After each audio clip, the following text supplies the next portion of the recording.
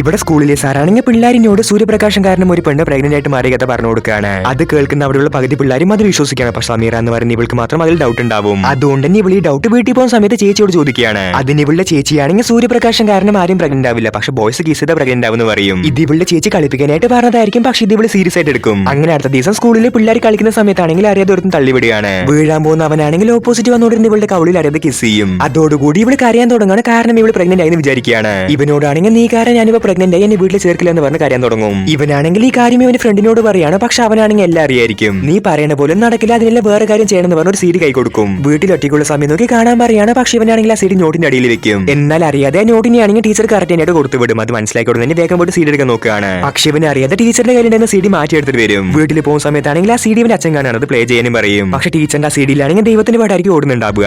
അതേസമയം ഈ സൈഡ് ടീച്ചറുടെ വീട്ടിലാണെങ്കിൽ മാരേജ് ഫംഗ്ഷൻ ആയിരിക്കും. അവിടെ ഉള്ളവരും ആ സീഡി ദൈവത്തിന്റെയാണ് വിചാരിച്ച് പ്ലേ ചെയ്യും. പക്ഷെ അതിലാണെങ്കിൽ 18+ കണ്ടന്റ് ഓടാൻ തുടങ്ങുകയാണ്. ആ സീഡി കാരണം അവസാനം കല്യാണം മുടങ്ങി പോകും.